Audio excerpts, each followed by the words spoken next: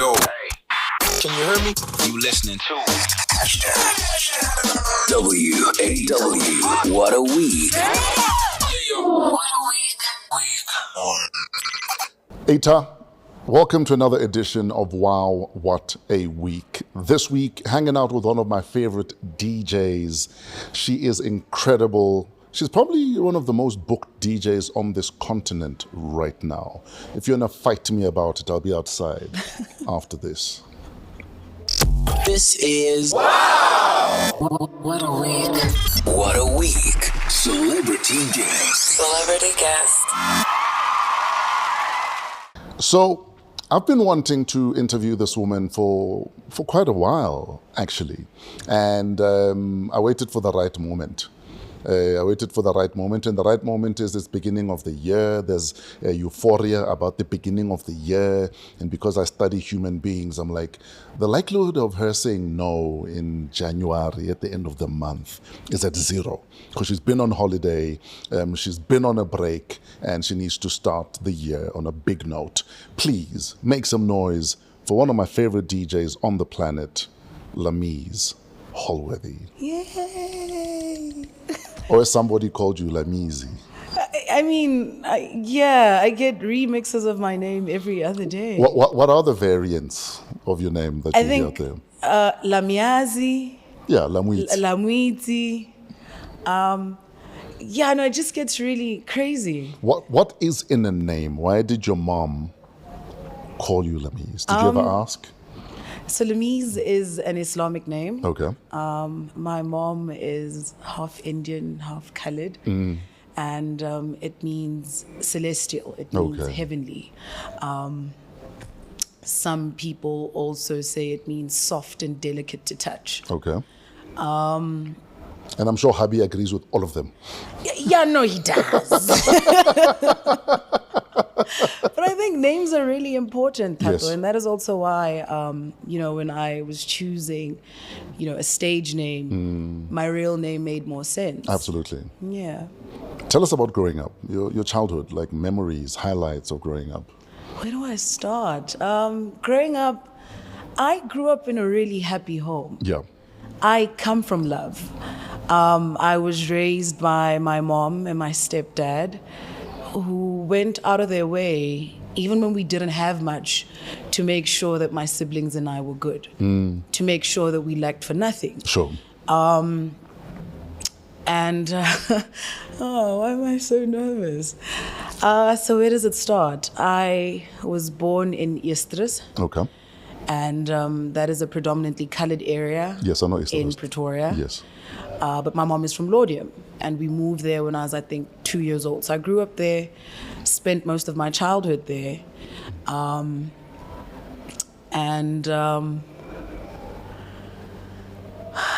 It was an interesting one. People think white people are racist, right? But Indian people are worse. Some colored people are just as racist. And I experienced the worst end of it all from On both family. sides. On both sides, yes. Because my mom literally had to choose between having me and her family. Yes. And she obviously chose me. Okay, so your mom's side of the family is more Indian than not? Yeah, more Indian. Okay. So how did she end up in Eastrast, which is more of a colored neighborhood? My dad, okay. my sibling's biological father. Yes. God bless that man. So my mom had me. She literally had to choose between me and her family. And was it a problem that she had a child with a non-Indian? yes. Yeah. Oh man, it was bad. Oh, Tato, it was terrible. What stories does she tell you that maybe you didn't witness about what you went through because she had you with a non-Indian man? Sometimes I feel like I'm over it. Yeah. Now that I'm older. I don't know why it is doesn't upsetting end. me now. It doesn't end, dude. But I'm not gonna cry. Yeah. So one, they wrote her off. She was You brought no longer, shame to the family. Yeah. Yeah. So I was literally the black sheep of the family, and it doesn't help. Ngwana ki yo utlile komuntu. I mean, I'm dark-skinned. Yeah. I look black. You don't have the good hair. I don't have their kind of hair, you know? So that made it even worse. Yeah. And they would then tell people that I was a product of rape. Oh, wow. And that was to You say are face. lying. Yeah, no, it was that bad. Oh, wow. So there's no way your mom had the agency to date or fall in love with a black man? No. Yeah. So even that, you know, she had to hide for the longest time. Oh, wow. And yeah, but she chose me and she continues to choose me. But even at school, depending on the schools you were at, you were never Indian enough or black enough. How did you navigate that? So one, kids are mean. Yes. Kids are, I want to say assholes, but... No, kids can be the meanest people under the sun. True. And I got to experience that firsthand. So you're in Laudium. Yeah. You had And a then- school predominantly Indian kids. So we moved. Yeah. And in grade 4, Tato, you know, and like I said, because my mom had raised me with so much love, and I could not tell the difference between my siblings and I. Ah, yes. You know, how old was I in grade 4? I think I was 10, 10. And that's around the time that I was introduced to you. Yes. So I used to listen to radio a lot, and I loved house music. Apparently you had a little radio. That, I did. I had like a little hi-fi. Yes. You know, that my mom had gotten me. It was in my room. But come grade 4, I'm in this new school. I speak only English and Afrikaans. And that is where the questions start. Are you adopted? Oh, wow. No. Why? Because you're black and your siblings and your mom aren't. Is your mom the maid? No. Why? Because you don't look like the rest of your family members. And that is also where I heard, the rape story for the first time, being a product of rape. Wow. From a cousin of mine who was Indian, and I was so excited to see this big cousin in school. And everyone's asking him, like, how's the new girl your cousin? Because she's black. Yes. And that is where he then says, look, it's a family secret, but this is it. Oh, wow. I call my mom, like, oh, bloody phone, like the house phone's the telco. Yes. She left work immediately because I'm super sensitive, always have been. So I'm super upset. I call my mom. She rushes home. Next thing I know, she is confronting family members. It is a big, it was war. And, my mom has just always been ready and willing to go to war for me. Yeah. Please put on your headphones. We got this here. Emotional much, fresh, data to us all. But here goes. To the one who made me a mum and grandma, my firstborn, Lamiez Mischa Miriam, a spirit animal, my mum, whose name she carries. No amount of words will ever explain the joy you brought into my life. You readied me to be a mother to you, Lushan, your brother, and Larisse, your sister. This life we live is filled with abundance of love, health, and most of all being God-fearing. The link and bond we share can never be undone. I love you always, your proud mama. Your mom has shown up for you from day one, like you say. She has. Even as your DJ career is starting, she her was idea. there. She was there. Take us through that briefly. So how I became a DJ, I initially wanted to become an entertainment lawyer because, it was unheard of in our country. And when I was in matric, my sweet 16, my mom had gifted me with plane tickets to go study in New York. And she then gets retrenched. So this means New York is not happening. nothing is happening. It Yeah. means pure darkness, like literal darkness, because the municipality would come and switch our electricity off. And now we're there, sitting in the dark for weeks on end. So not only did it mean New York is no longer happening, it also meant studying at the time was impossible. And that is also where my migraine started because I was so frustrated at home. And do you guys have a makeup artist to touch up? Because I came alone. Mine isn't here. We don't have a makeup artist. But Okay, that's a problem. my guy, please could we get some tissue, Kleenex, something to help? Askies. I don't know, I'm so emotional today. I need to snap out of it. It's not cute. It's okay to be emotional. Not cute is being mbogoto when you're hurting. That is not cute. It doesn't hurt me anymore, though. You know, sometimes what hurts, not the event, but the fact that you had to go through that is often where we're looking for answers or trying to understand why did I have to go through that. But Tato, in hindsight, you know, there's so many things that I had to endure, that my mom had to endure. And now that I'm older, now that, you know, God and Badimu Wakahai have shown up for me as much as they have, I understand. I understand why things had to be as tough as they were growing up. I understand why I wouldn't be who I am today had it not been for those things. I would have probably been a spoiled rich kid had I not been raised by my mom. I would have probably been an ass if I didn't know what it is like not to have. What conversations are you having with mom or as a family as things are going from bad to worse? Mom has lost her job. Maspala is switching off the lights. Like, what are you guys talking about? What are you... Like, my mom would just always tell us how she was going to fix it. And we had no doubt that she would. Sure. You know, there were times where, because my mom cooks so well, she'd make us meals and but we wouldn't even notice because the food tastes so good. Sure.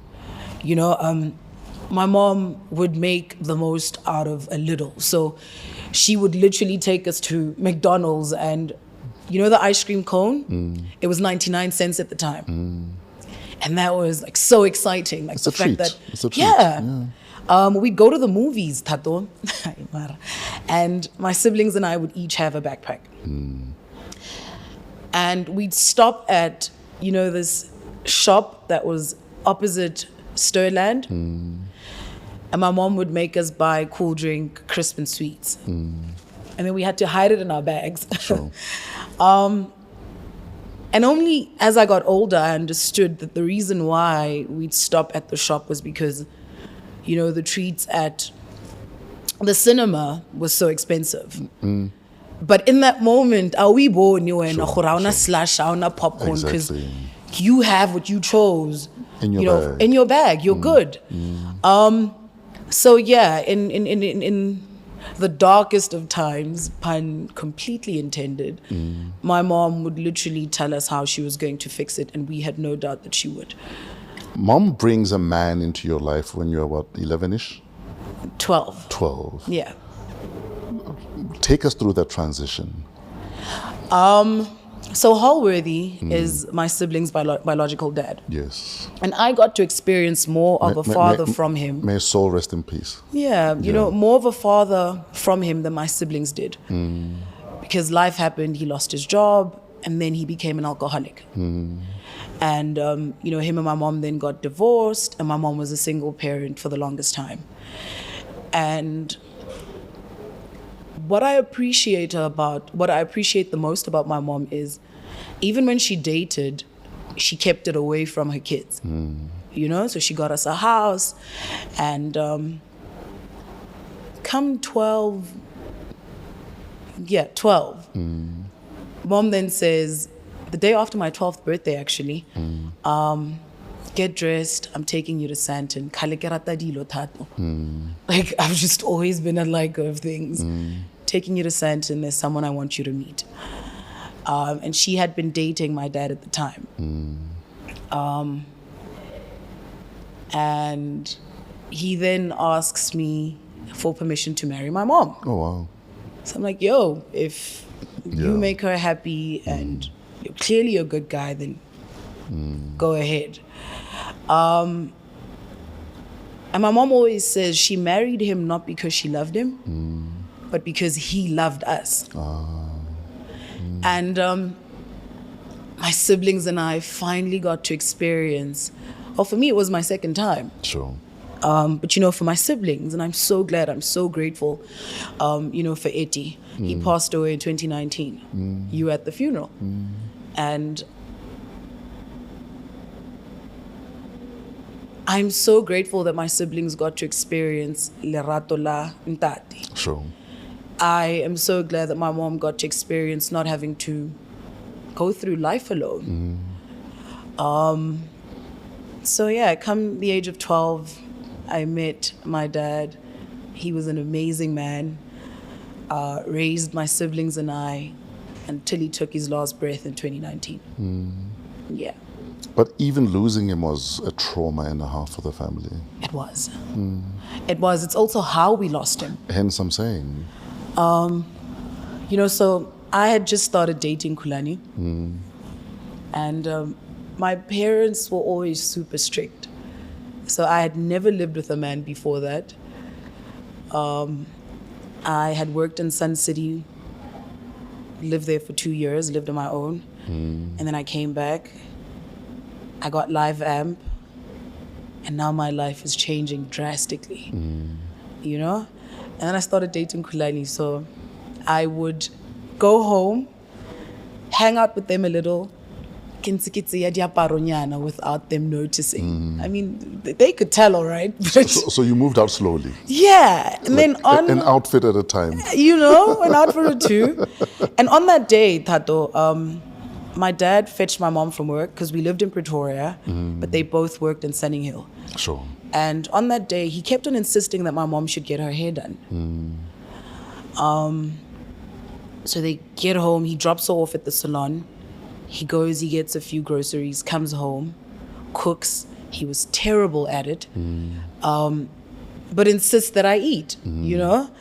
And it was chicken wings and baked beans and I don't remember what else. Yeah, that's a terrible combo. Right? Terrible combo. But I ate anyway. I was meant to leave for Australia. And then he says, I know you hate flying. Pack books. Take whatever meds that's going to help you calm down. Take compression socks. Take frequent walks in the plane. I love you. I leave. And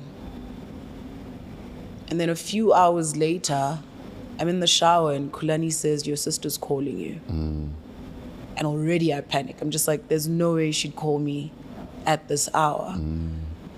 So I answer and she says, she calls me Appa. Appa means teacher or older sister in Arabic.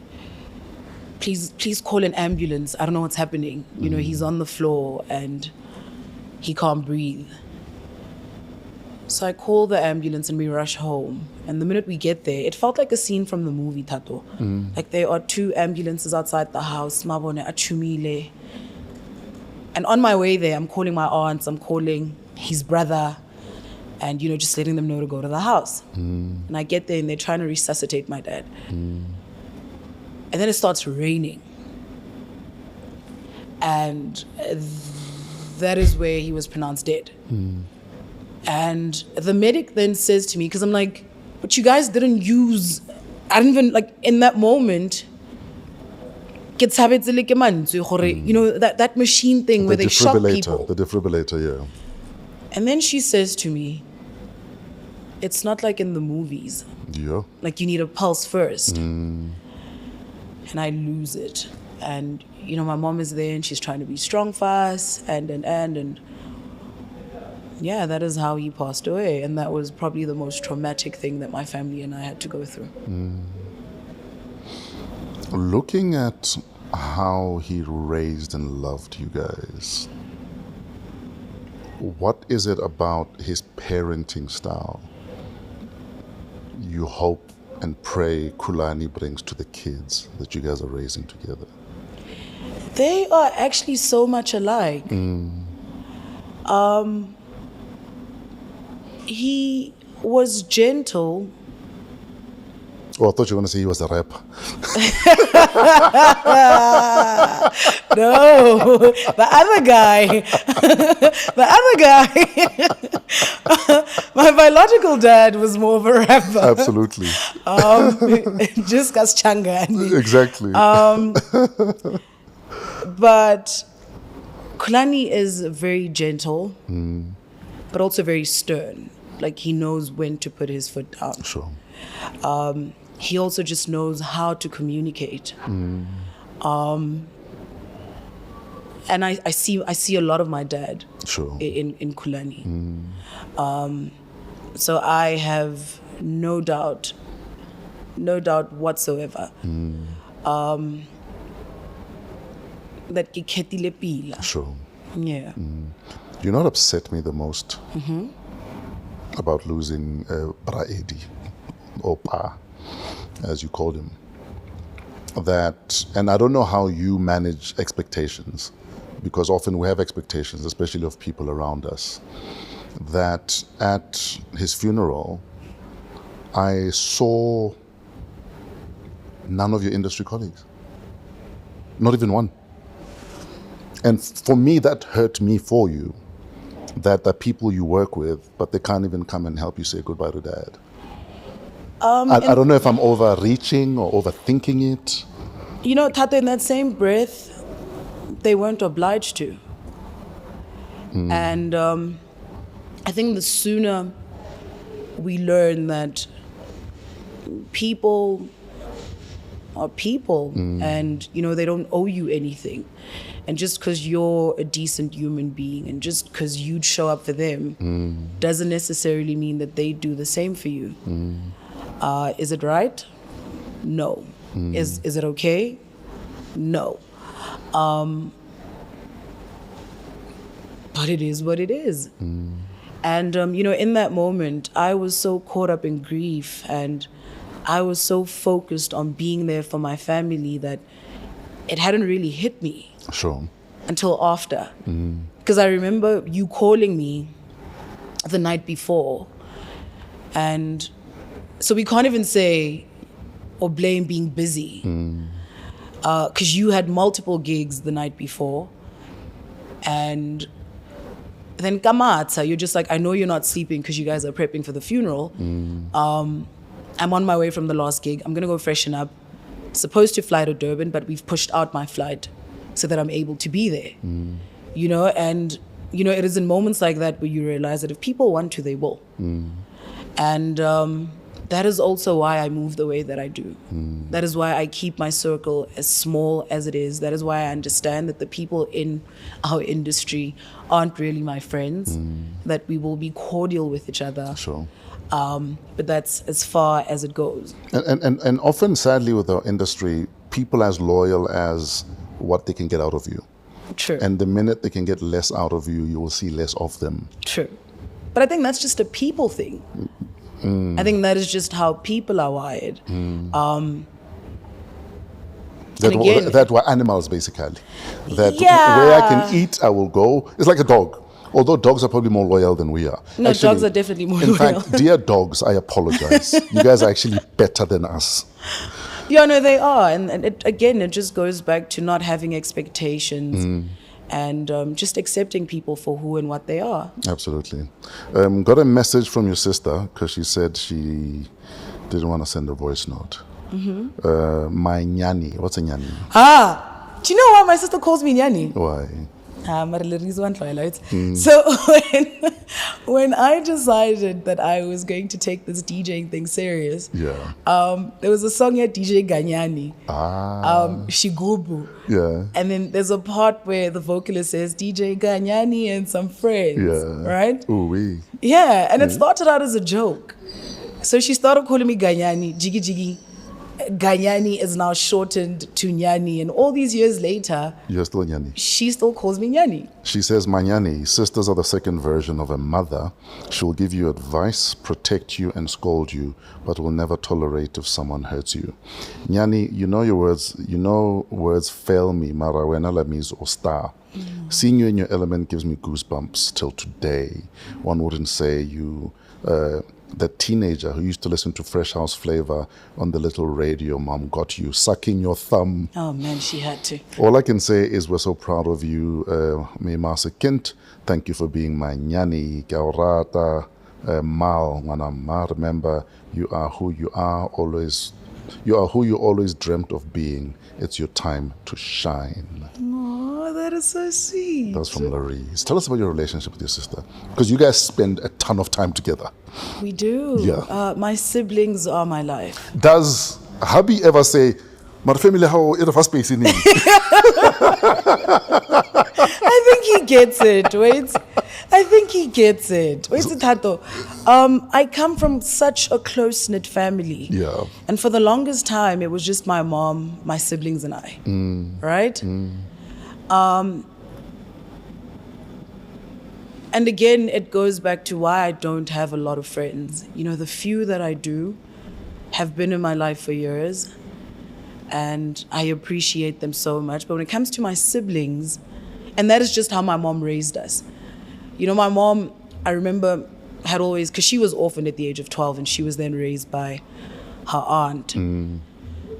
And for the longest time, I never understood why my mom would always say, should anything happen to me, it is written in my will that you and your siblings are to go to a Christian home, and until you're 18, where you are now able to take your siblings and take care of them. I don't want you guys living with family. Oh, wow. And when you're a kid or when you're young and you're hearing these things, it sounds so scary. And it's heavy. It is heavy. And I'm so glad that my mom is still alive.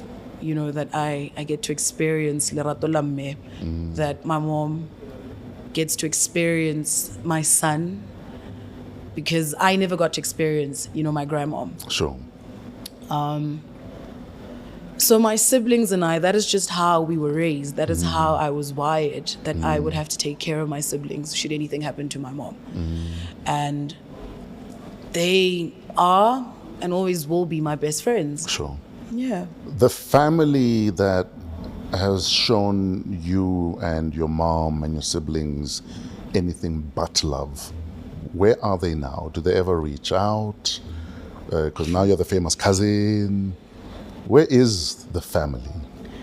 Tato, life is long, hey? Life is very long. I know that people like saying life is short, but life is long enough for you to reap what you sow. Sure. And you know what thing? And life is not so kind to them. Is it something that I celebrate? No. Till this day, it always has been that way even. You know, I remember as a young child, I'd always ask my mom, but why do you do for them? Yes. When you know that. Sure. And she'd always explain that is how God blesses you. When your heart is pure and you're able to do for, you know, those that have hurt you the most. You know, that is where your blessings come in. So, but thing, and life is life. And then Honale Baba Itzwabelang. I think the funniest of them are the ones that pretend or try to act like those things did not happen. And that is why I am as vocal as I am about these things. That is why I... Yeah, just a young warning shot that... No, a reminder. Yes, this is where I come from. So you go to East London, and I know where it happened because you stood me up for one of my gigs. What are you gonna say? Khuli? So you go to East London. Oh man! You go to East London. I booked you for an event. Don't be that guy. I booked her for my event at the Southern Sun in Sandton on a Sunday, and coincidentally, she and Khulani are in East London for an event. And she doesn't make her flight or my event. I missed my flight. I don't believe you. I don't believe you. Okay. Whatever happened in East London. Where's the question? You were like, let me stay another night. In your wildest dreams that weekend, did you think it would come this far? No. Yeah. So I actually met Khulani in Nelspruit. Had the biggest crush on him in high school. Met him in Nelspruit in August. This was 2018 because we got married in 2019. 2018. So this is the August, 2 months before I booked you for my event. Okay. Really new love, Tato Yes. Batung. No, I'm listening. No, man, surely you understand. No, but I forgave you, and I also said because No, clearly not. The fact that you bring this up in every other conversation. No, this is me name dropping for people to know that I've been a part of this journey from day one. Yeah, basically, it's just me name dropping, and the fact that it turned into what it has, that was God's plan. It was. You know what I mean? But looking back at that time, like I said, in your wildest dreams, it wasn't this, right? No, it definitely wasn't. I mean, yeah, sure, I had a crush on this guy. Sure. And how one night would come back happily happy.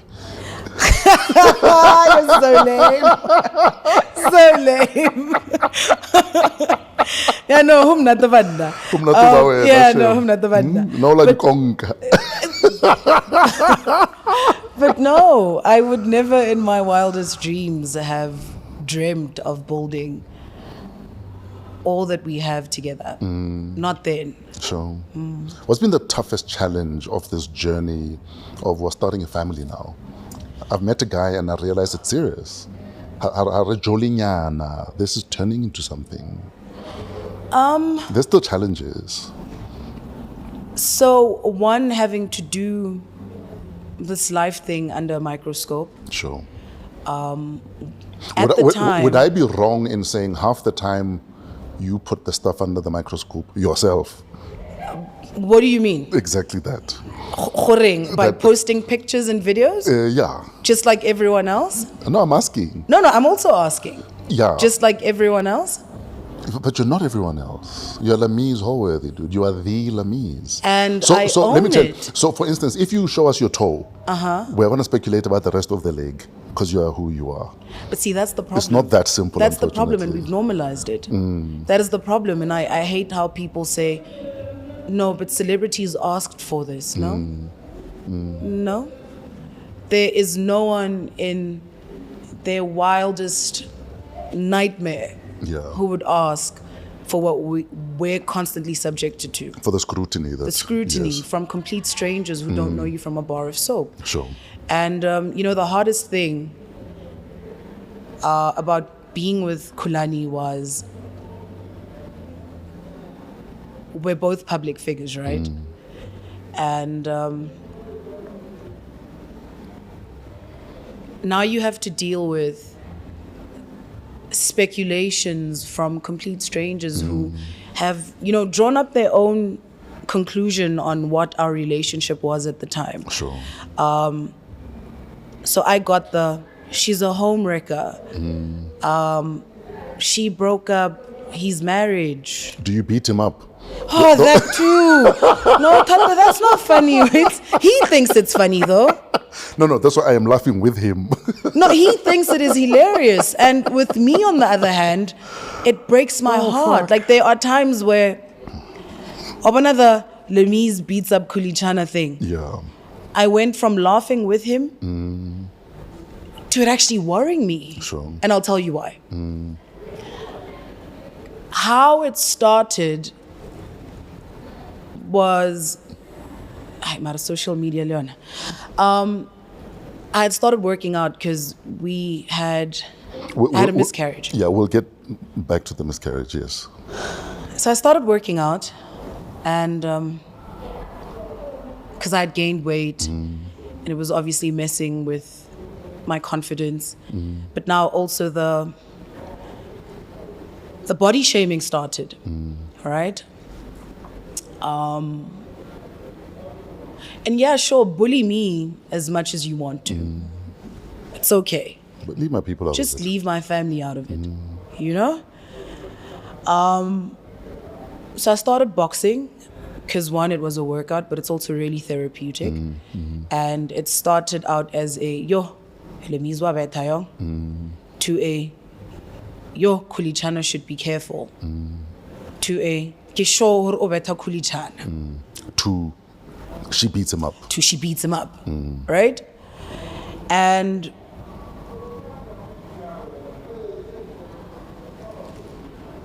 I've seen this thing. It's so upsetting.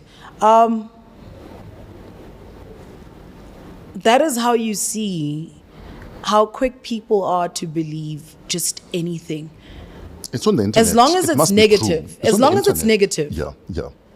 You know, if dare you do something good, and you'll see how that is questioned. But if it is negative, you know, it is just easier to believe, and I guess... And to spread. Because it's juicy. Yeah. So now you're caught between, do I speak out on it? Yeah. Do I let it be? And damned if you do, damned if you don't. Sure. Because if you do, then she's being defensive. If you don't, then it's a case of, you know, surely it should be true. I mean, why aren't they saying anything about it? But in that same breath, how is it that there is no proof? But outside of that, I think what messes with me the most is how batung, not when my home is such a peaceful one. Not when I respect my husband as much as I do. Not when he respects me as much as he does. Not when it is as happy as it is, not only for us, for our kids, but for anyone, you know, that gets to experience us in our safe spaces. In fact, one thing I've loved and appreciated about the family that Ma has built is how much love is there. Like, it's a ton. It's palpable. Like, there's a ton of it. And I think your mom has done a fantastic job in that regard. And hopefully you guys will do it in your own places, in your own silos. I mean, we try. I'm going to be honest with you. It is sometimes hard to break away from being wana mama. Sure. Right? And throw in the fact that my mom is my manager. So I, speak to her every single day. Sure. I see her every other day because mom lives like 14 minutes away from me. My siblings live down the road from me. Sure. But I pray that someday I am able to, that I'm working on that actually, on being less of a mama's baby now that I have a family of my own. Yeah, because now you're building your own. Yeah. But in that same breath, I'm so grateful that I still have her. And I hope that I'm able to multiply the love and the support and, you know, the village that she has built. Sure. Because outside of just family, mom could call you. Sure.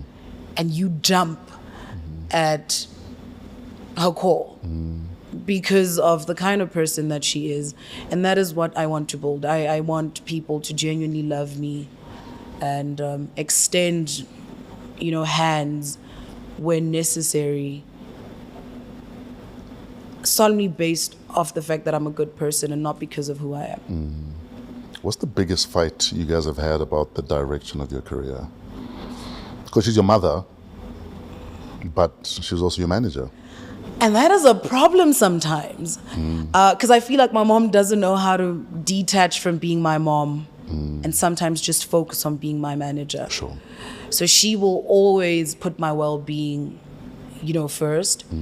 My mom is of the, nope, you're not going to rush between gigs. I don't care how much they're offering. Sure. If there isn't enough travel time in between the gigs, then no, we're not doing it. It's a suicide mission. Yeah, we're not doing it. And you know, there are times when you're just like, dog, like, it's money. We could do with it. So sometimes I feel like my mom doesn't know how to detach. She doesn't know how to separate being my mom from my manager. And sometimes it is a blessing, and sometimes, I'm not going to say a curse, but sometimes it is an issue. What has you, being a mom, taught you about your mom?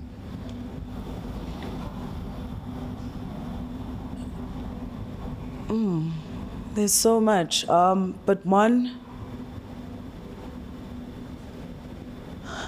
that she didn't always have it figured out. And Yeah, sometimes you're learning as you go, eh? yeah, no, I'm learning as I go. She didn't always have it figured out, but it makes me appreciate the fact that when she had every reason not to have me, every reason to get rid of me, She chose my mom you. still chose me, and she continued to choose me. That's powerful. And she didn't care what it cost her. She didn't care who it cost her, because you know, my mom ultimately had to choose between me and her family. So having Leano, I just get reminded, one, that ngwanaka a kopa ho tla mo lefatsheng, because my mom says that all the time. And she says that is why she went as hard as she did for my siblings and I, because she understood that none of us asked ho tla mo lefatsheng, and that it was her responsibility as our mom, you know, to make sure that she was able to give us her best. Sure. So, yeah. Given some of the struggles Mum went through after being retrenched, the lights being switched off, sometimes you can't afford meat. What's your relationship with money and your relationship with scarcity because of that period you went through? One, I don't have an emotional attachment or an emotional relationship with money. I am of the opinion that money comes and goes, and kamukho ikening etlaboa. But I'm also of the opinion that the money and all that I've been blessed with is meant to be shared. So it really doesn't make sense if I'm winning and I'm doing well and those around me are still stuck in the same place. Yes. Those around me being friends, family, be it the people that work for me. So I don't have an emotional attachment to it. But in terms of scarcity, and you know, that is something that I saw my mom repeat, and subconsciously I see myself doing the same. So my mom has this thing where she buys in bulk. Ah, yes. Right? Outside of the fact that she lives alone. My mom, obatlo bona dilo. Sure. And you know, you ask her why, and she's just like, I'm so scared of running out. Yes. Because I know what it is like Yeah. not to have. So I'm sure COVID, you guys bought more toilet paper than anyone else. Amongst everything else. But yeah, so subconsciously, I see how that translates to how I now live. Where Yes. I never want to find myself in a situation where kiaduma. If I want it, I must be able to just open the door and it's there. And that is why I work as hard as I do. And that is also something that I had to explain to Khuli. Sure. And I'm so glad that he gets it. I'm glad that he understands, you know, where it stems from. So that is where not having at the time has now affected me as an adult. Where Sure. like I want to see I must see 6 months supply of something that won't go bad in 6 months. Yeah. Yeah. Okay. Please put on your headphones. We have a voice note. It's not labeled, so I have no idea who we're playing right now. 5 years ago, I shot my shot, and today I'm living proof that he who finds a wife finds a good thing and favor from Mudimu. Wow, Wame. I believe you were made for me, though, but thank you for choosing me. Happy le happy. See what I did there. I've learned that love is action. I've learned that growth is intentional. Thank you for pouring into me. Thank you for who you are and what you do for others in the unseen hours. You are an amazing human being, and I'm just so lucky to have you as Motwami, as my wife. You know? Congratulations on your first podcast experience. Let's go. Dude, even I have tears in my eyes. That came from the heart. Yo. Everything he does and says comes from the heart. That's just who... How are you feeling listening to your man wax lyrical like that about you? One, I can never get used to it. Yeah. Because any chance that Khulani gets, Mutaka celebrates me. Yes. And he is constantly pouring and speaking life into me. Even at times where I doubt myself, even at times where I don't know if I'm coming or going. I know that Mutaka's got me, And that is also how I knew that Khulani was the one. Sure. When we started dating, outside of the fact that he was bigger and, he had been a star for all these years. I mean, I had a crush on him. I had a picture of him on my wall. Just by the way. He mustn't get it twisted. No, I'm just saying, I had a wall. A wall of fame. Not even a wall of fame, just, the kind of houses that I wanted. I had bikes, I had cars, I had I had people that I looked up to. You had a vision board before it was called a vision board. Yeah. Yes. In my bedroom. And how I knew that Khulani was the guy for me is I had obviously just bagged Live Amp. Yes. So this now means fame for real. Do you remember our conversation about Live Amp? I do. Yeah, because I remember one of the managers at the SABC had called me to vet you and asked me what I thought. And I was told to shut the fuck up, but I still called you.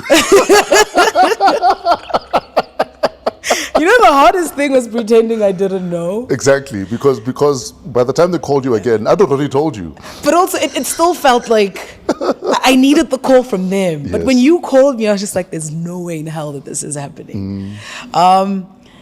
So yeah, getting Live Amp meant fame for real. Sure. This meant people now see, millions of people are watching you on television. And one episode, your life changes forever. Forever. Yeah. True.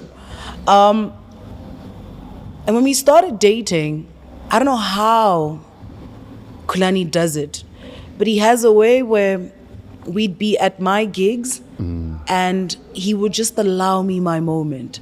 Go into the background. I don't know how. I still don't get it. Because, Khuli chana ke star. Exactly. But he has a way of just allowing me my moments to shine. And that is how I knew that this was the guy for me. Especially when you've been with men who try to dim your light. Sure. Or you're a trophy. That too. So, just getting to do this live thing with him and knowing that he wakes up every day and he chooses me and he chooses our family is so surreal. It's shit movies are made of. Yeah, right? Yeah. And I remember the first time he said he loved me. He said it via text because he was just so shy to say it. Yeah, and he said whatever, and then he says, I love you, Mutowami. You are the best thing to happen to me since my daughter. Oh, wow. And I read it and I unread it. And I was panicking. I remember telling, my friends. And then he calls me and he's like, did I say something wrong? Cause I don't know how to respond to this. Like, I need to understand. You're like, overwhelming me. Is it like, like you like me? Yes. Or is it like love? And I actually said like love, like in the movies. And is it, do you love me or are you in love with me? Yeah. There's also that. There's that too. Yeah. So yeah, all these years later, we met in August.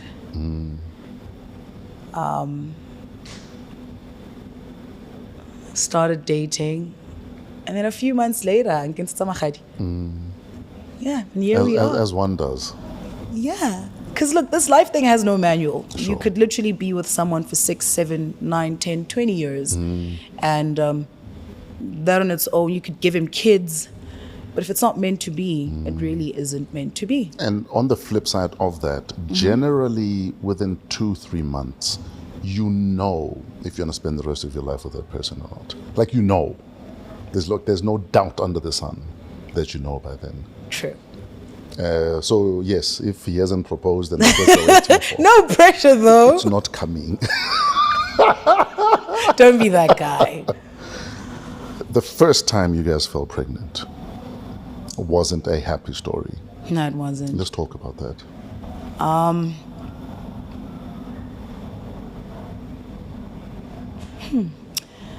So, we weren't trying, but we were already married, had been together for a few years, and I find out that I'm pregnant. You go through all these emotions. You're scared, you're nervous, but in that same breath, I knew that I was safe because I had him. Sure. And I've always known that I wanted to start a family with him. And I then have a miscarriage. And How far along were you, if you don't mind me asking? feeling dizzy. I was curious. I think 3-4 months. And all this after I had, again, social media. Now you have, I'd have complete strangers talk smack when I'd post pictures with my daughter or videos with my daughter. On some busy week, Imagine. you know? Why is it so easy for people to spew such evil, though? Because they're hurt. You'd think as Bana Babatu, as Africans, we're better than that and bigger than that. Not anymore. But but I've realized that generally there's a lot of evil being spewed out there, a lot of hatred, a lot of insensitivity. Nobody gives a damn about that. You're on your own. Bottom line is you're on your own. And the sad thing about that king, Tato, that I think will always just baffle me the most is, how before, but to never feature dilo tsempe, like they were too ashamed to show. To be hateful. Mang Mang wa lawyer. Sure. Mang Mang is a home wrecker. Mang Mang is a prostitute. Mang Mang is a criminal. And, all those things were so shameful. But now, because of social media, they've all become a lot more brazen, a lot more proud, simply because there are so many others like them. Sure. So the same way you have communities of really good people is the same way you have the total opposite. Sure. And the reason why they do it with no shame in the world is because they know that there are others like them. Sure. And because of social media, you now have these people, savage. Sure. Savage. Anything evil, anything not so great is seen as savage. The person who has the worst to say is celebrated the most because you're saying what we're all thinking. No, Swaba, you should be ashamed of it. It doesn't make it right. And I think it simply is because people are so broken, Tato. But to buy imetswi, and they use public figures as punching bags. They try to inflict their insecurities and their pain on people that they don't know. They try to inflict all this damage because hoya kabona, how dare Tato be so successful? So I had the miscarriage, and that was tough. May I ask this? So you're having to deal with being called a homewrecker. And then you can't spend time with your daughter without people saying you're playing happy home with someone else's daughter, but you can't make your own child. Then you fall pregnant, and then a miscarriage and then happens. You lose, What's happening up here? So, Tato, I had convinced myself, you end up questioning if because that's exactly what they'd say. Babang would say she's barren. That is why she takes care of so many underprivileged orphans or ing. That is what barren people do. So you end up believing there's something wrong with you. Right? I had not come out and said it, but I remember when I was pregnant with Leano, and I wanted to protect my child with all that I had. And I remember being in disbelief, like every checkup felt like a dream. Yes. And then I remember Khulani asking me, Arkante, I don't remember what exactly my words were. I have this child and he is mine. Yes. And it hurt Khulani so much. And I remember he was quiet for a while. And then he says, can I ask you something? Yeah, sure. And then he's like, Kante, were you convinced that you can't have kids? And I think in that moment is where it hit me. I actually did believe to a certain extent that I can't have kids. They'd won. But in that same breath, Tato, I'm the same person that had always, asked God, please bless me with kids when I am able to take care of them and give them the life that I had always dreamt of. And when I fell pregnant, now I see that really wasn't the time. I see that both Khulani and I weren't in a good space, as individuals. Yes. As a human being, the fact that I could still allow complete strangers to hurt me clearly means that I wasn't ready to bring life, onto this earth. Because that would have meant that I was weak. I wasn't as strong as I am right now. I wasn't strong enough to raise a child of my own in that moment. And as painful as that was, I'm grateful that it happened when it did. And, Leano I turned 30 and my kid was conceived on my 30th birthday. Let's celebrate. Don't be that guy. I'm just saying. It was birthday 6. And there's why nothing wrong. My mom's going to watch this, right? And that was the hardest thing about admitting that you're pregnant. So how do you think you got here? No. I need you to understand. The hardest thing about admitting that you're pregnant is saying... Now she knows. Look, I am having sex. Yeah. I am having unprotected sex. And... we're not pulling out. So that was the hardest thing about admitting that I was pregnant. Kind of still is. But yeah, when we had our miscarriage, the most painful part is not realizing how much it had affected Khulani.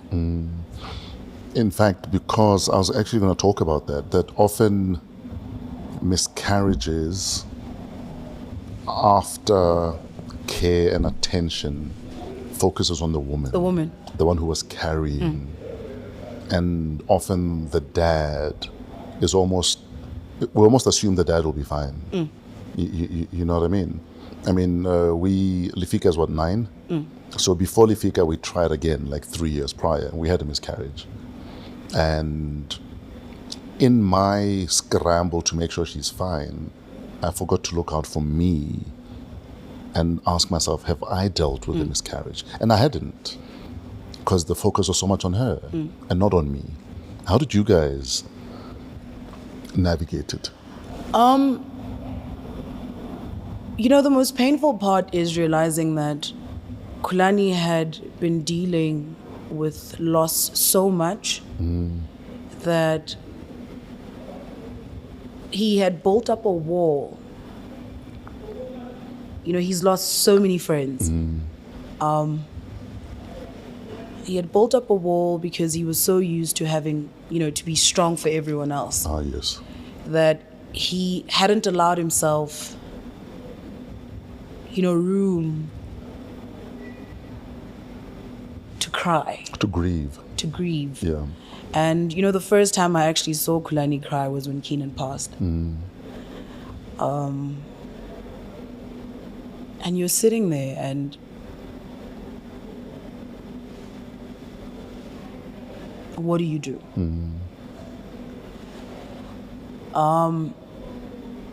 My biggest blessing is that Khulani wa bua, and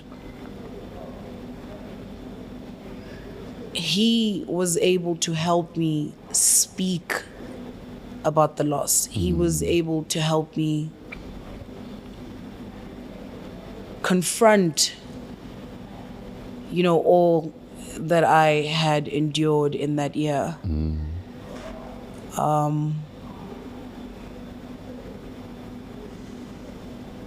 And that's just always been our biggest blessing. He's helped me to communicate better. Because I have harbored so much, and then you realize that it makes you an angry person. So when you do speak, you are now speaking out of frustration. You are speaking out of hurt. You are speaking out of all these emotions that you had harbored and, you hadn't communicated in the time or in that moment. So that is definitely something that helped us heal, was just that we were able to speak about it. He was so understanding, man. Like, even when I remember I wanted surgery. He's just like, you don't need it. But I want it. And he was super supportive thereof. What does surgery mean? Oh, I wanted, because obviously I had gained weight. Oh, after the miscarriage? Yeah, and I think that was the worst thing, as a woman.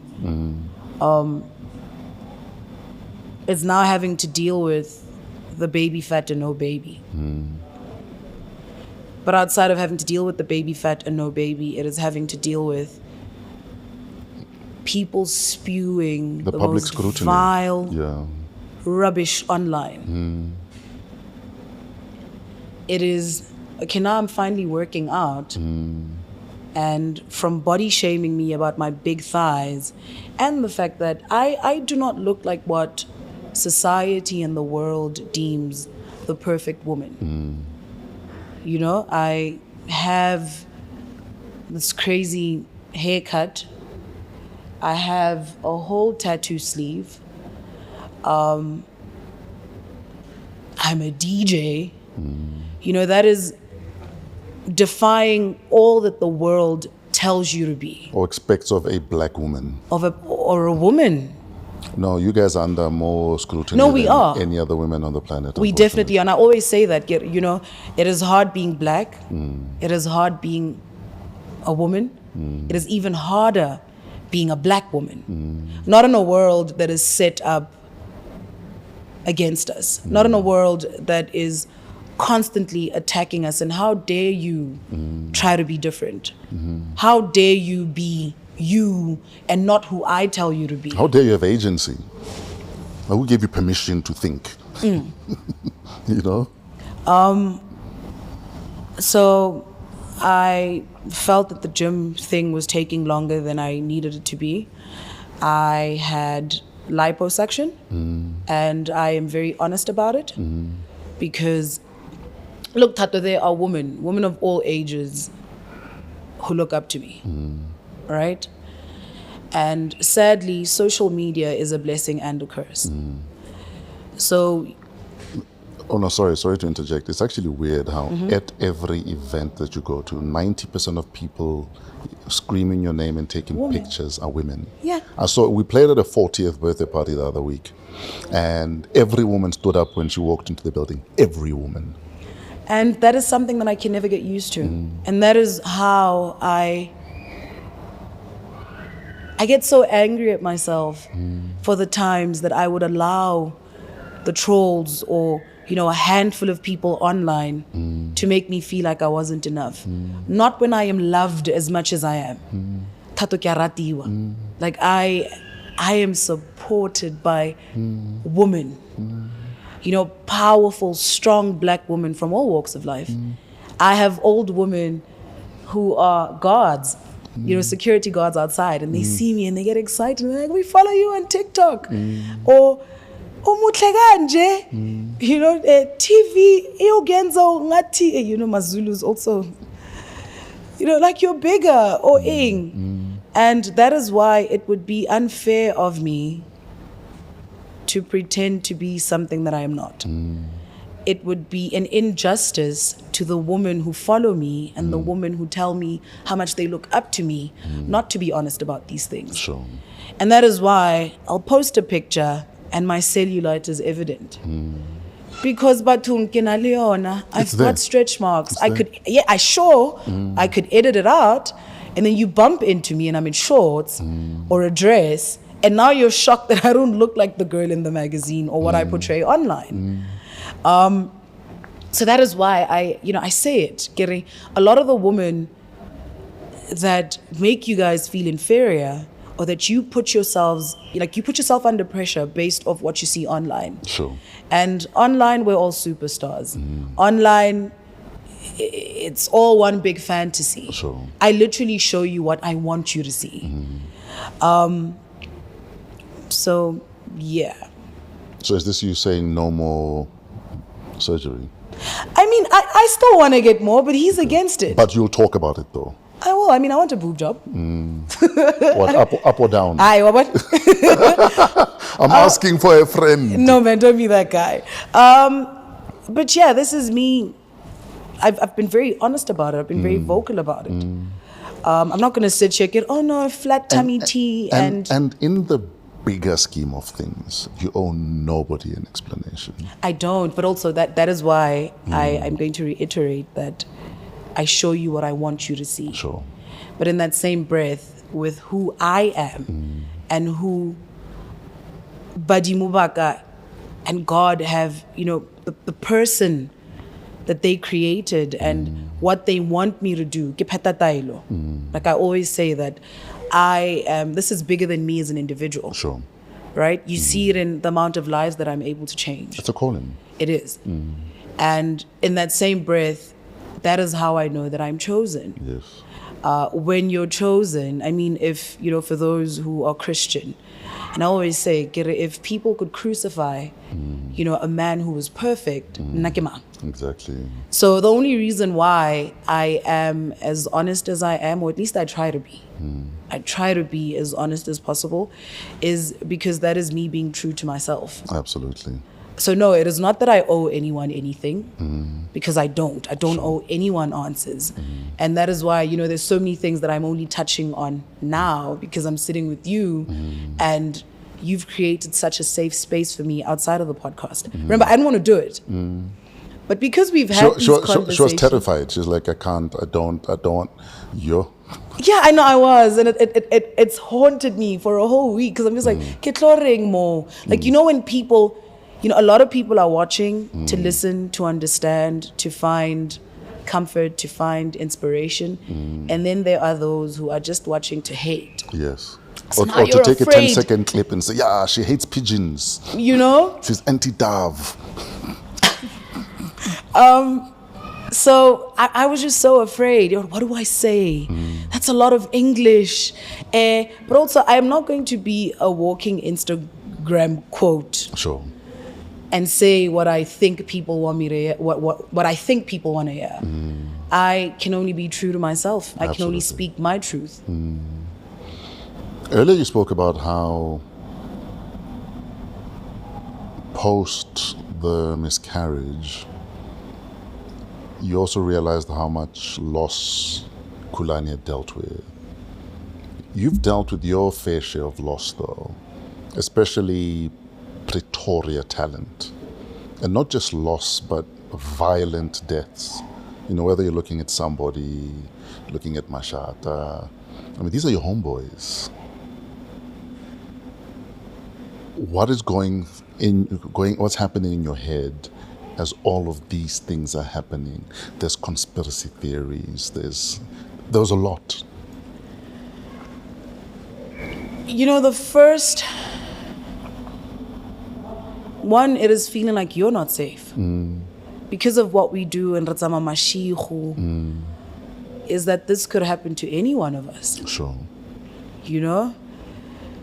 But the most painful part is outside of the fact that I had personal relationships with these people. I mean, I had known Opa since I was 16. Yeah. You know, he DJ'd at my Sweet 16.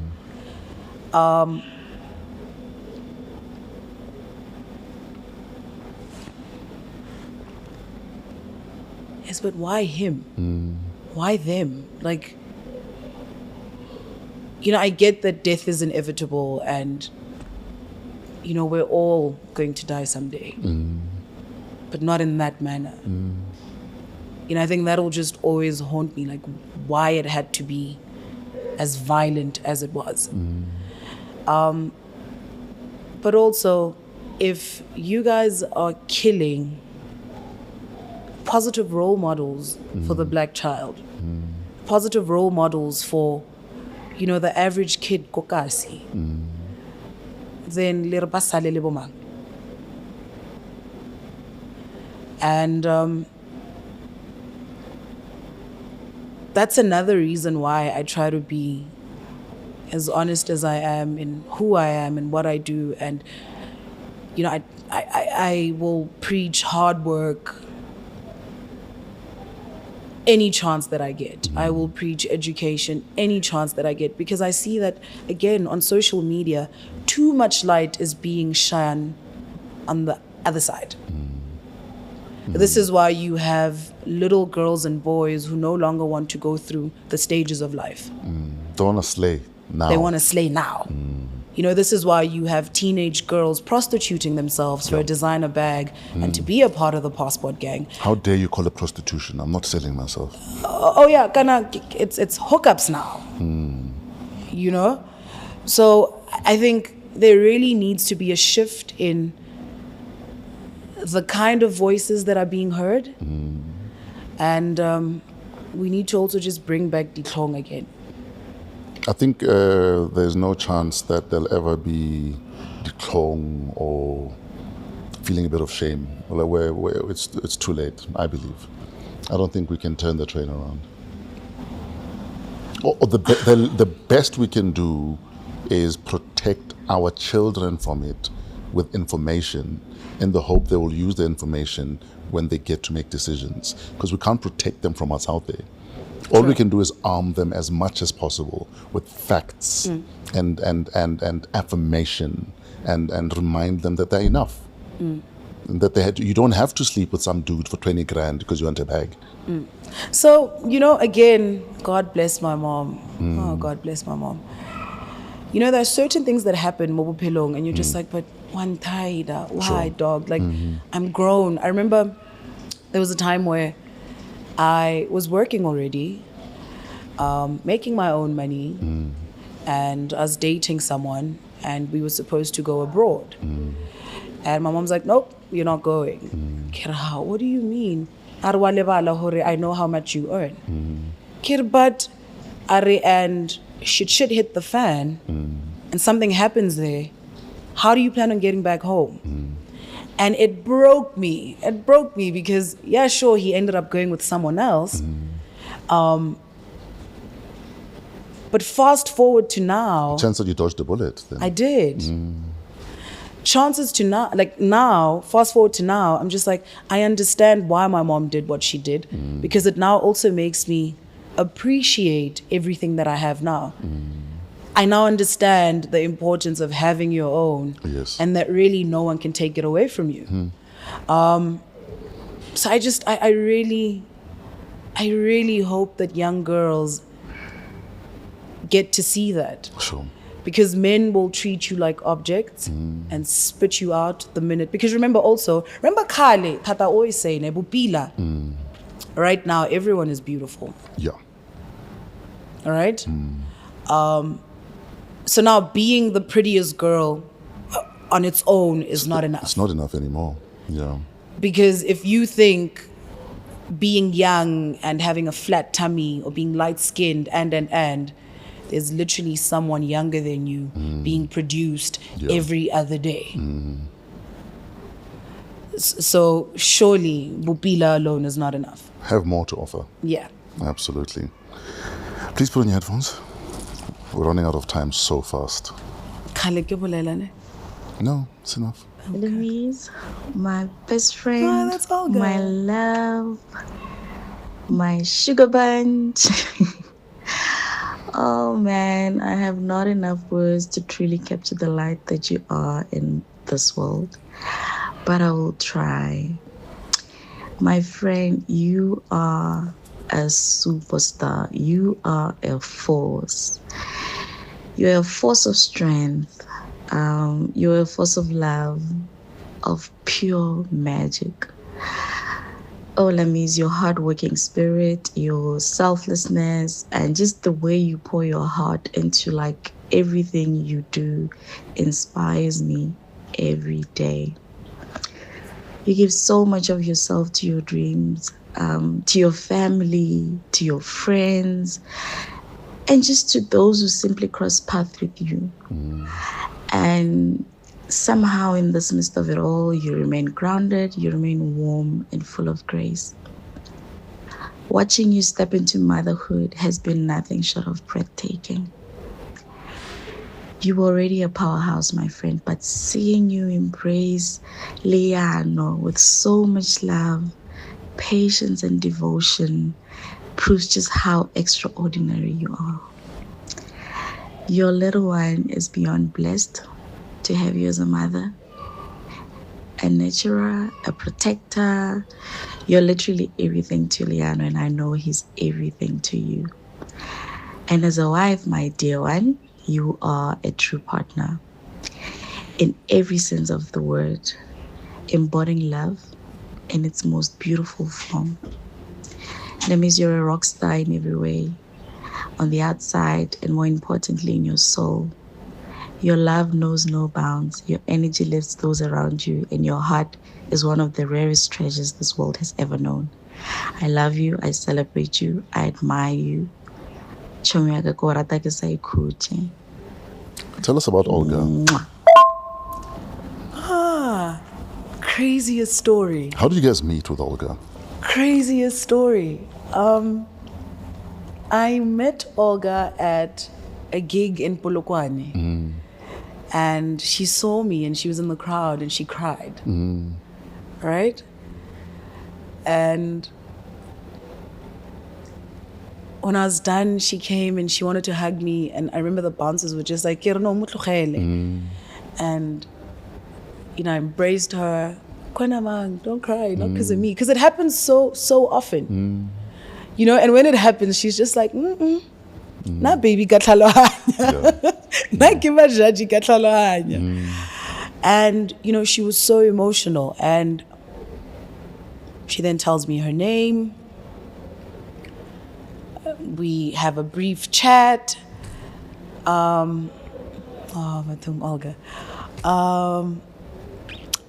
She DMs me again. Hi, udlala na komang. This was a few weeks later. I'm going to drive from Polokwane just to listen to your set, and then I'm going to drive back.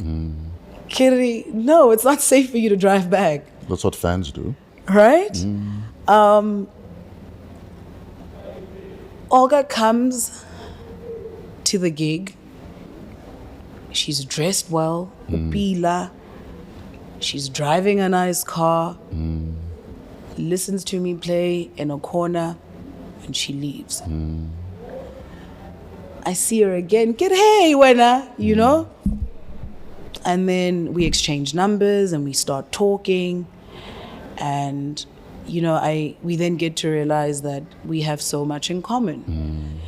But outside of everything else, you know, she says how her husband actually introduced me to her. Because he's like, hey man, live amp. Sure. She's so cool. I think ukamorata, you know, she's the kind of rebel that you are. Sure. And she's been a part of my family ever since. The rest is history. Yeah. She is one of my most best friends. Her heart is so pure.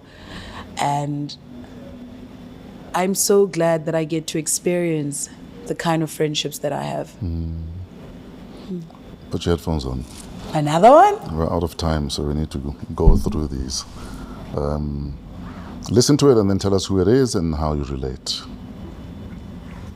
My bad, bro. I don't know if she's let people know this, but a lot of people don't know that Lamiz's favorite color is yellow, and her favorite flowers were sunflowers before Khuli China. I think since Khuli, because Mama Yans, I know is a good man, has put her on to some roses and shit. But Lamiz's favorite flowers are sunflower, and her favorite color is yellow. That's Alex from Gemelli.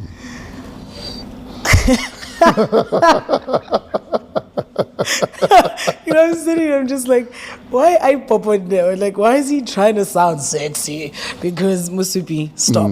I've known Alex for years. Yeah. I love him. I love him so much. And it is so crazy because when I bought my first car, I got a Sirocco. And I remember calling my dad and Alex, and I'm just like, guys, I need to choose between an A-Class and the Sirocco. And Alex is like, yo, VW.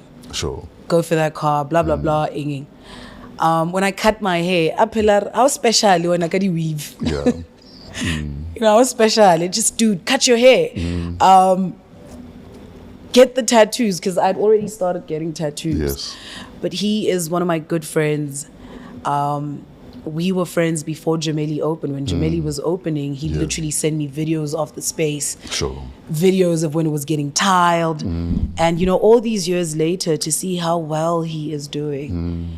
And the fact that he's like you, man. His heart is so pure. And anyone that gets to experience him has the same story to tell. And he's also just as consistent as you are. So I've been blessed with really cool friends. And I still love the color yellow. I think it's a bit more evident now. I bought my daughter sunflowers just on Monday because she loves sunflowers, because her mom loves sunflowers. So every 2 weeks I'll get her sunflowers for her room. So. Oh, she's got good taste. So you must come back to sunflowers. These roses. No, I like tulips. I love tulips. I've actually got a tulip right there.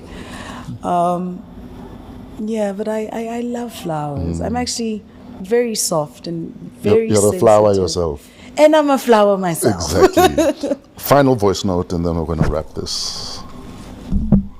There we go. Hello, DJ Lamiez. Oh, that's lovely.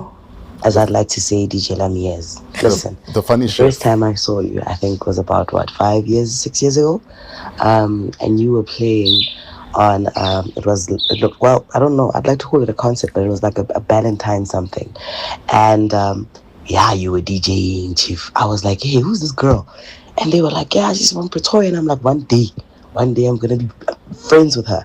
One day I'm going to be friends with her for some odd reason. There's something about the law of attraction when you attract what you believe in, and I believed in you, and here we are. And I want you to know that you are one of the greatest people I've known, and you are the greatest stories in my life that I will forever tell. And thank you for being part of everyone's life. Thank you for showing up and showing off. You're a great friend. You're a great mother. You're a great daughter. You are a great wife. Well, Khuli will attest to that. But you're doing great, Lamiez. You keep on going, you keep on pushing. And I believe in you so much as you believe in all of us. Keep on keeping on. Go further, go higher, and let nobody dim your light, because you were chosen. You cannot dim a person's light when they were chosen. Okay? All right. Sharp. That's the funny chef. Lamiez. My best one of the she's a cool chick, man. She is, and outside of just, so a lot of people don't know how shy she is. Yeah, Labhang is actually very shy. That's the one thing that her and I have in common. So we get very socially awkward. But her heart, man, I really have been blessed with the best, and I get to experience pure love from people who see me, sure, who know me, and people who are just able to remind me of who the fuck I am. Yes. At times where I doubt and question myself. And, earlier on, Tato, you asked me, like, I don't know why I got upset. I think when I was telling you how I became a DJ. And then I was like, I'm not sad. I'm, because I understand why.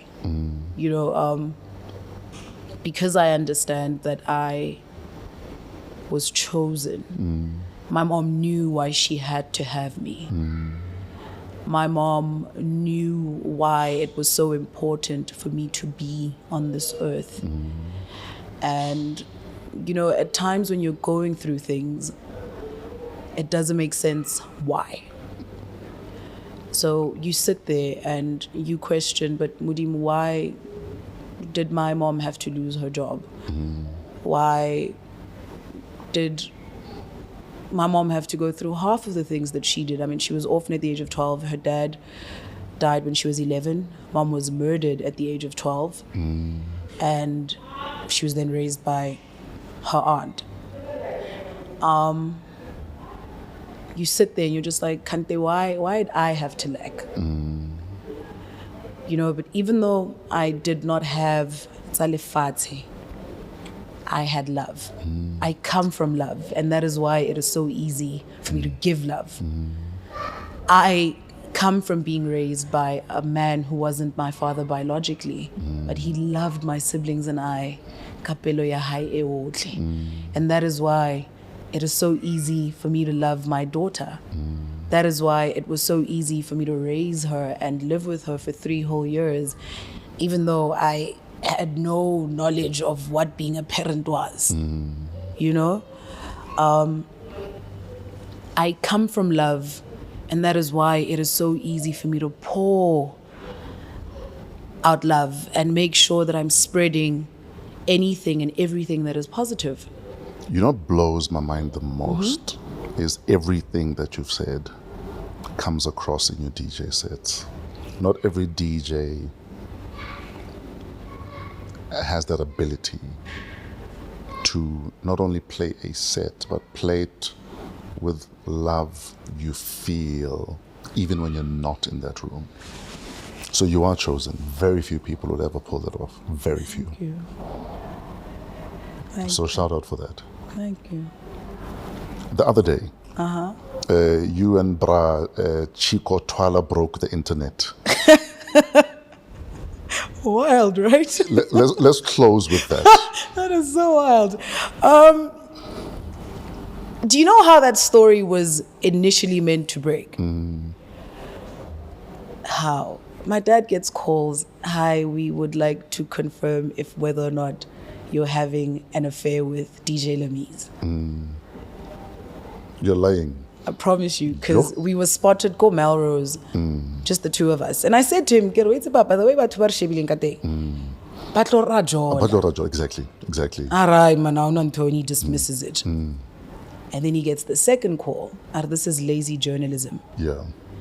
He hangs up.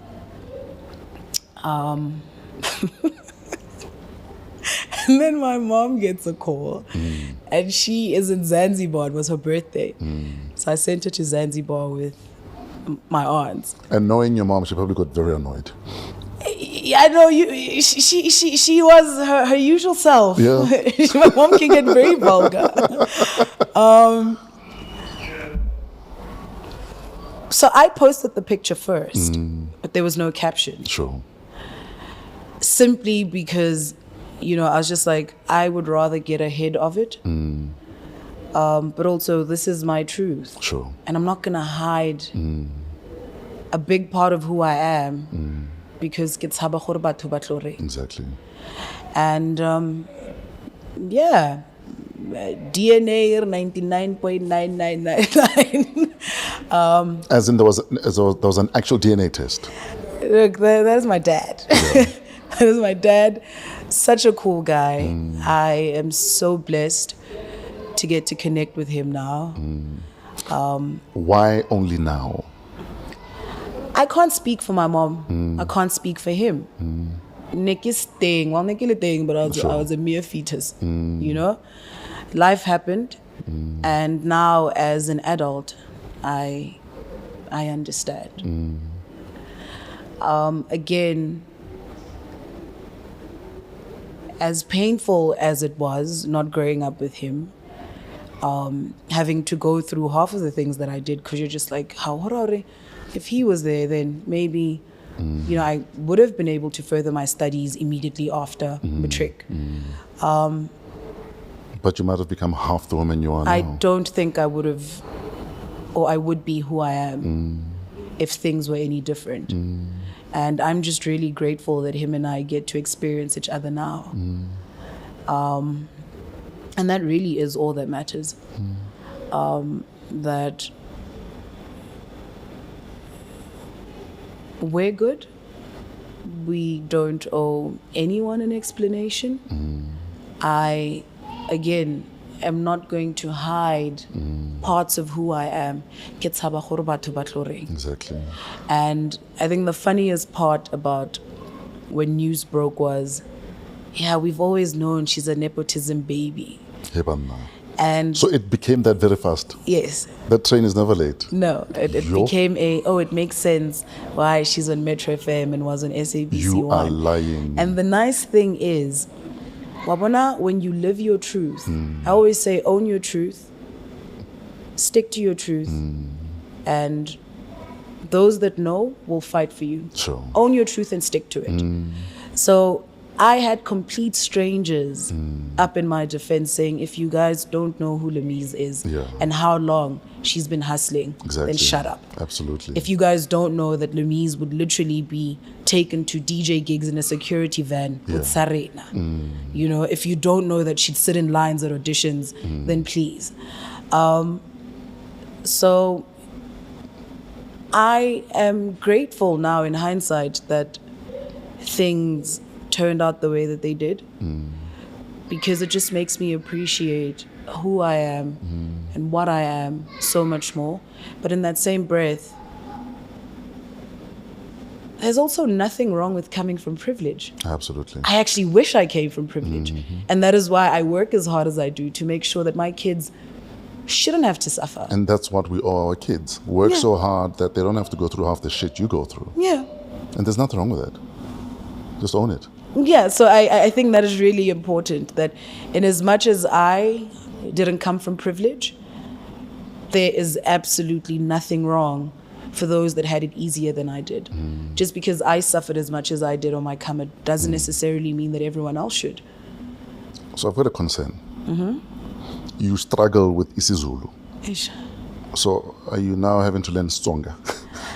Hey, that is even harder. That is even harder. Awesome, Papa. Can we have a Tsonga song by the end of the year? No, that is even harder.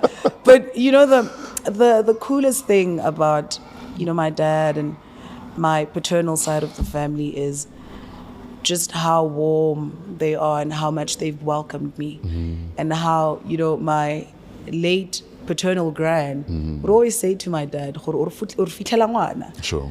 And ngwana is the one that has your gift. Oh, wow. And all these years later, Ta-da. again, it goes back to my mom knew why she had to have me.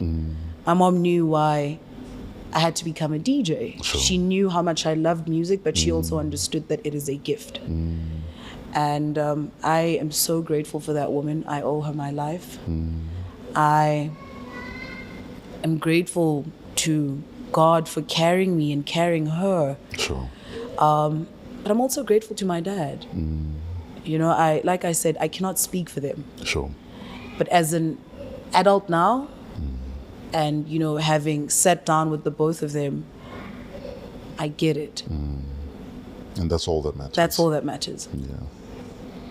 We have spoken an hour longer than we were meant to, and I don't mind. What do you mean? I'm serious. We've been at it, dude. We've been at it. That's a lot of talking. We are out of time, though. But I think first things first, on behalf of your legions of fans, thank you for agreeing to do this. Thank you for trusting me with this and your story and your narrative and everything you've been through. But I think more importantly, thank you for being love everywhere that you go. Because those of us that know. Those of us that see it. Baba, like, we don't give a fuck about them, actually. I agree. You know what I mean?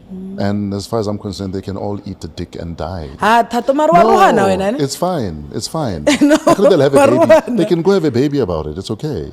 We'll name the baby for them. You know what I mean? The bottom line is your truth will always speak for you when you're not in the room. And that's all that matters, dude. Continue living your truth. Walking your path, walking in your light, and most importantly, exploiting your gift to make the world a better place, because that's what you do. Thank you. So shout out to you, man.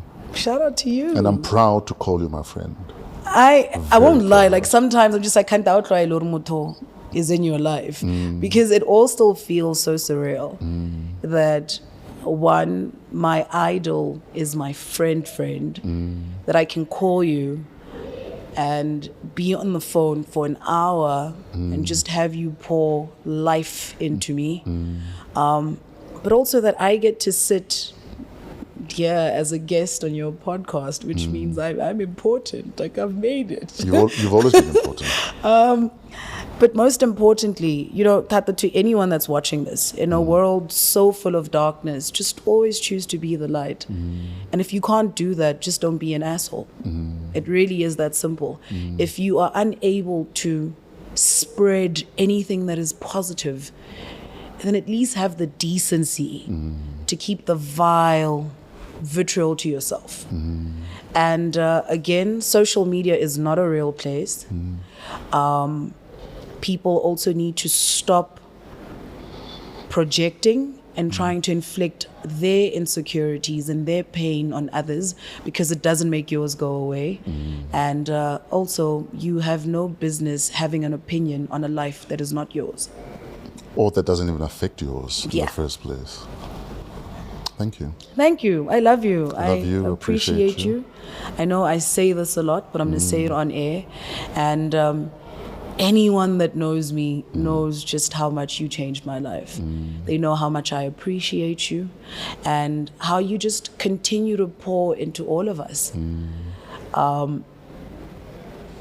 You're that guy.